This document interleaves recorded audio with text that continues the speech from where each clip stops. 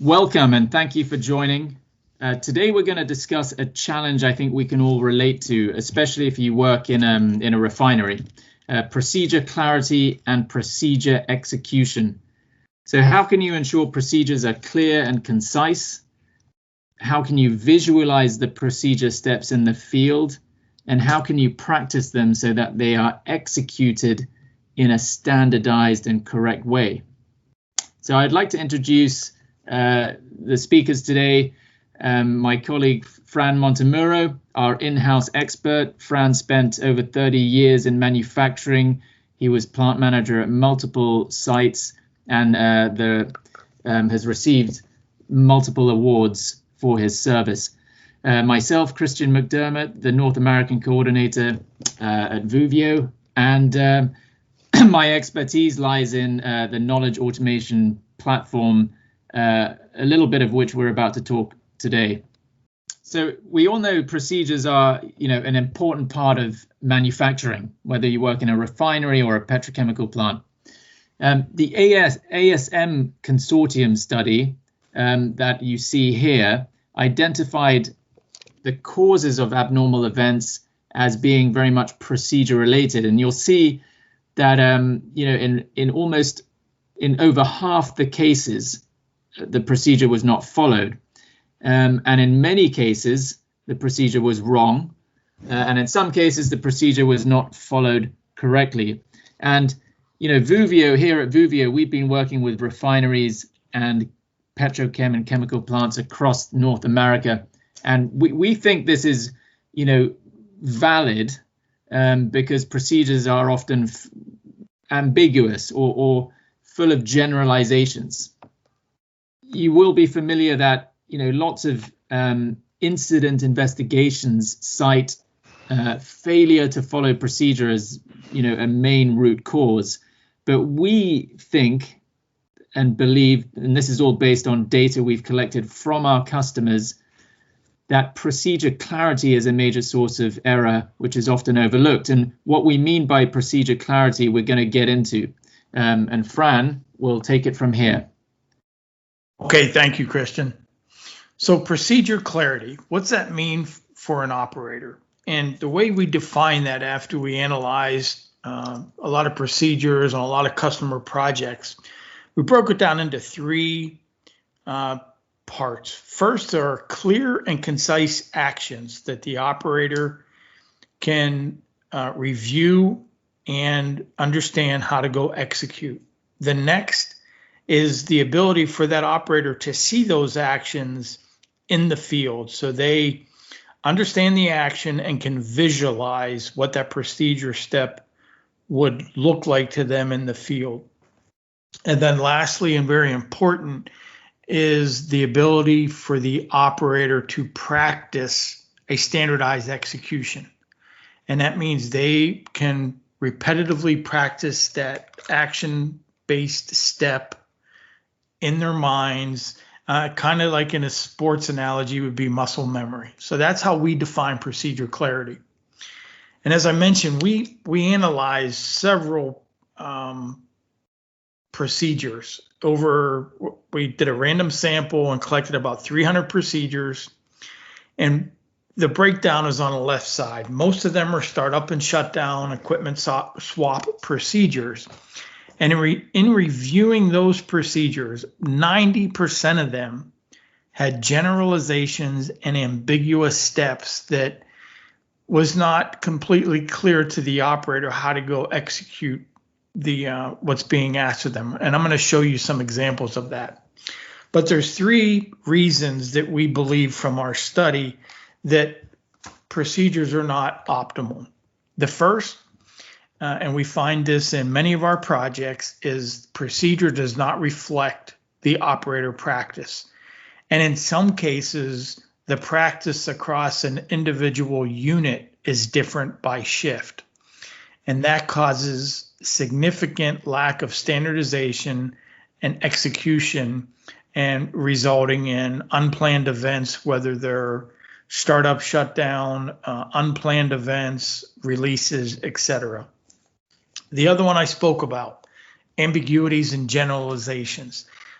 We see this often where the operator is told to go into the field and close the drain valves, but it does not specify the drain valve. So I'll show you some examples of that.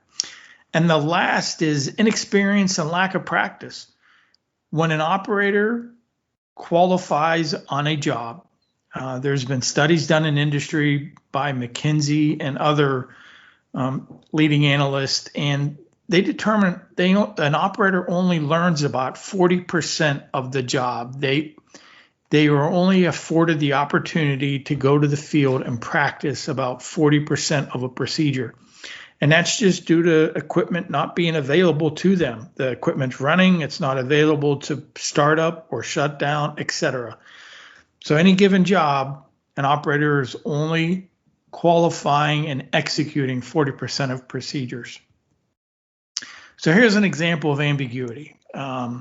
This was part of a customer's project where they were working on superheating preparing to introduce feed into a coker. And the single step was for the field operator to unblock the inlet control valves, and that's it.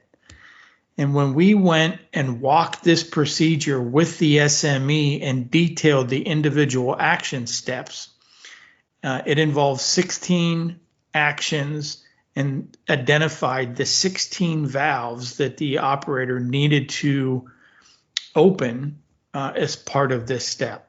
So again, providing that clarity to the operator. Another example was on a fuel system where, again, on the left-hand side, the operator was asked to open the non-instrumented fuel gas cock valves and air dampers.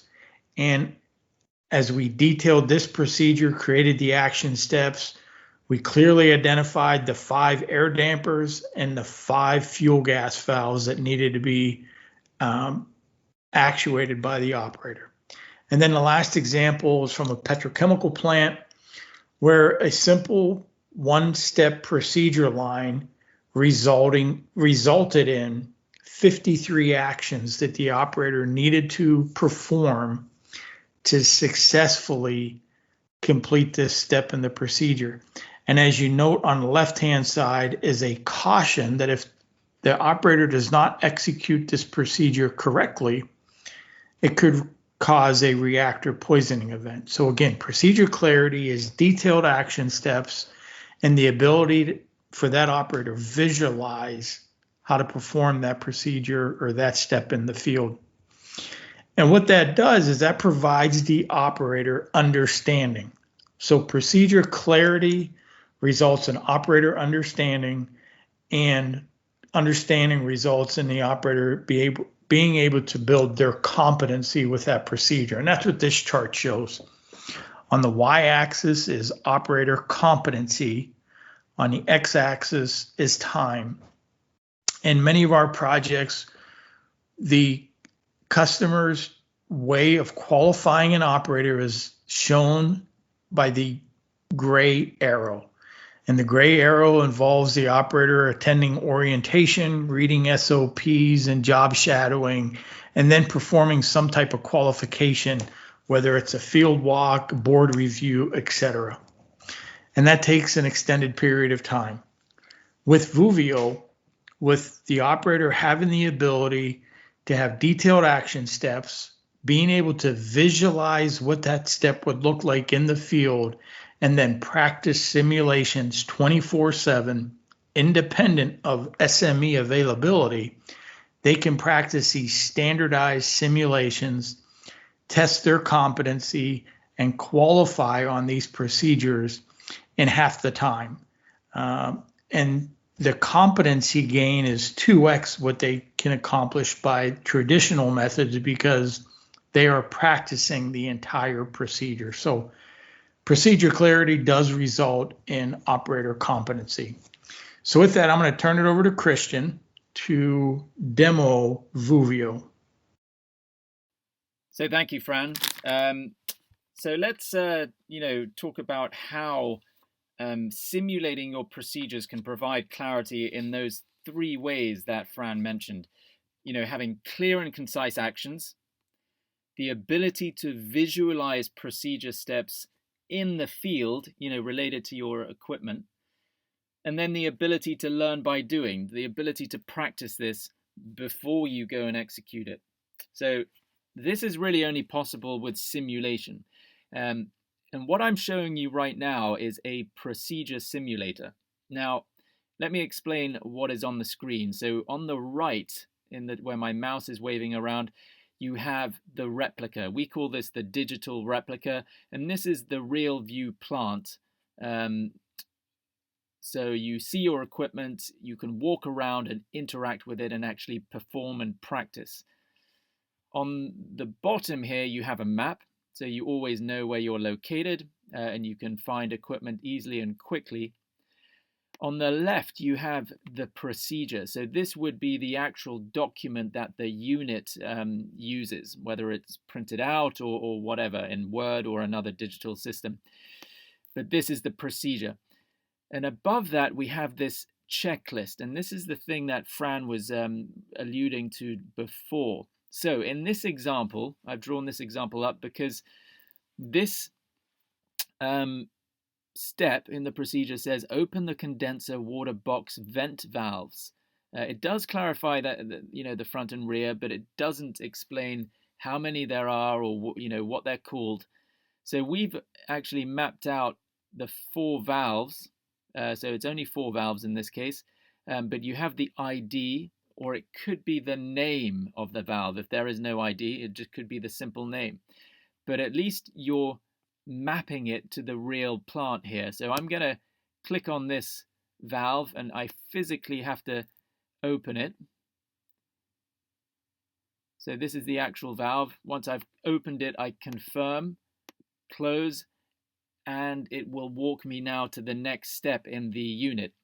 So it not only provides that clarity here with the action checklist, exactly the number of actions I need to do for this step, but it's mapping it to the real view plant.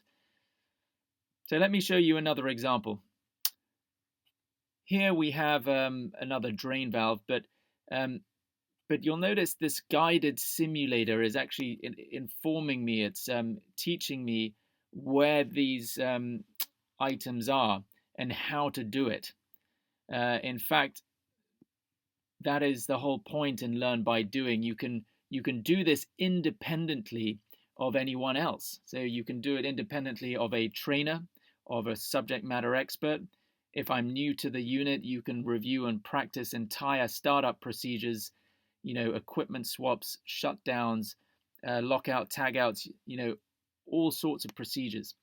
And what's really powerful here with simulators is the knowledge capture and transfer aspect of it here. So this is one of the features I wanted to point out, these knowledge snippets. So here you can put in that information of, which is stored in people's minds. It's not maybe written in the procedure, but it might be a piece of information that's critical for this step. It could also be a video of how to do something, or it could be a caution or a note. But these can be saved and stored alongside specific steps in the simulator. So me being new here, I can review and learn this before doing my field training or even field execution for real. So this really drives clarity from all these senses, in the sense that your procedure becomes very action focused, and it's very well defined what those actions are, whether in even the tools you might need to use, or the hoses or the bleeds, the sequence of steps, in addition to being able to actually learn by doing in a visual way. So everything we've been explaining to this point is about building that competency and that clarity.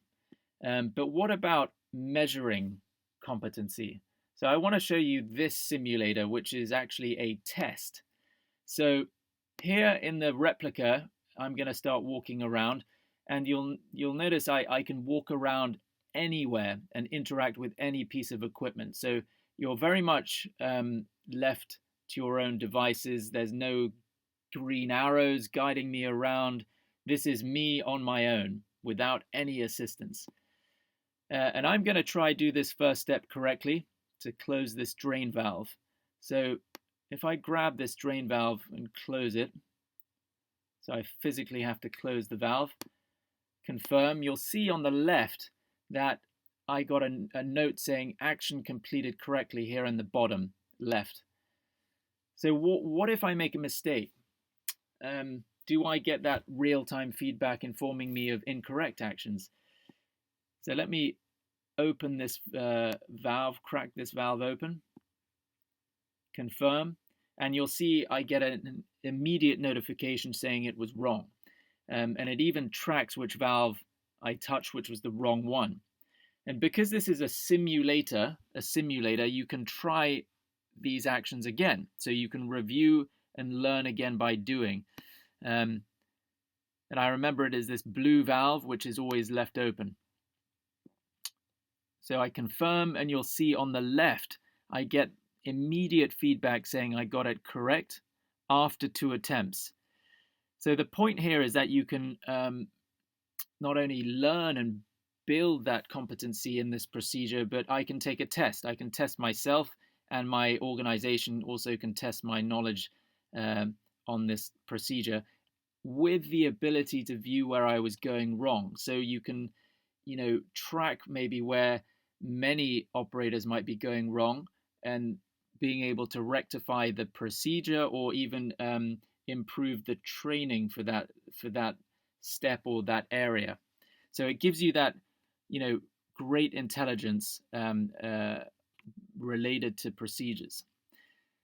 So everything we've been showing provides that, clear and concise view of how to execute procedures before you go and do them, right?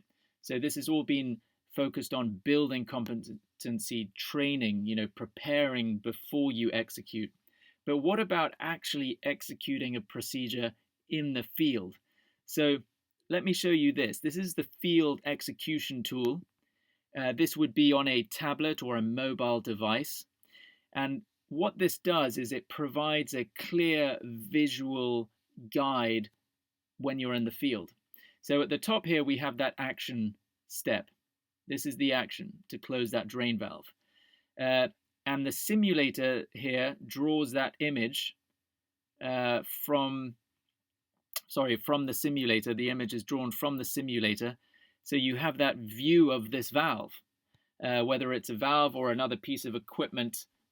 You have that ability to toggle between the pathway view and the detailed view of that valve. So you really are clear about what you're looking at. Once you've done this step in reality, you click this green check mark and it will take you to step 2. And again, those knowledge snippets where you can embed that SME expertise can be accessed as well very easily. If there are any notes, you can also add those. So you can record all sorts of different things and continue, and it will capture that note as we go. In areas where there might be 2 valves that look the same, or 5 or 6 valves that look the same, this provides that clarity where, it's telling you which one it is, if the labels aren't there or the tags. So very powerful tool here for the field. All of that data is also captured and stored in a report, which is also accessible anytime. And this data includes the notes here on step 3, as well as the time and who completed each step. All of this data is stored in the cloud with data analytics as well. But hopefully that's given you a quick view of how simulating your procedures can provide that real, clear and concise view of what to do, and the ability to learn by doing, which is incredibly powerful. So I'll pass it back on to Fran. Okay, thank you, Christian. So with that, let's talk about operator feedback that we've received on past projects. Over the last 3 years, after each project is implemented, we will seek operator feedback and see how they see Vuvio, the simulators, and what value it's brought to them and to the organization. As you can see on the screen, they've all strongly agreed that the simulators make it easier for them to learn and understand their procedures than their traditional training methods. It provides a level of clarity to their job that they had not had previously. And lastly, it increases their compliance with executing the procedures in their area. And it's due to the procedures being accurate.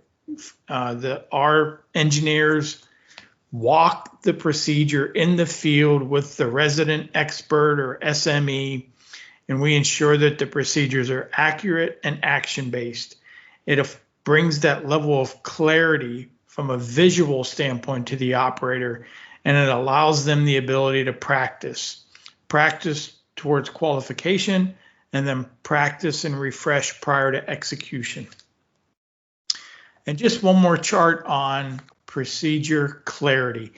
This is a compilation of all our projects, and when we look at the number of procedure steps, which is shown on the y-axis, prior to the photo shoot, which is the blue bar, and then following the photo shoot. And the photo shoot has our engineers walking the procedure with the SMEs, creating the action steps. So if I take this first set of bars on the left, prior to the photo shoot, the procedure had 25 lines, procedure lines, for the operator to execute that procedure.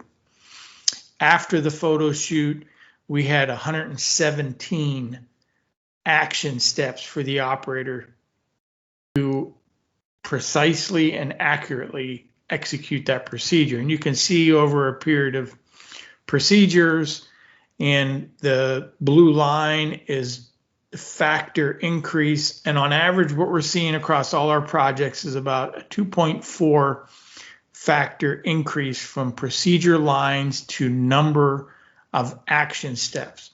Again, these action steps are the foundation for providing the procedure clarity to the operators. With that, I'm going to jump into a few case studies that we've captured on past projects. The first one is related to a refinery. The challenge the refinery was incurring was around containment of processed materials. They had challenges with reportable incidents, regulatory fines, and then when Vuvio got in there, we were able to identify a source of that was just the ambiguity and generalizations in the procedures.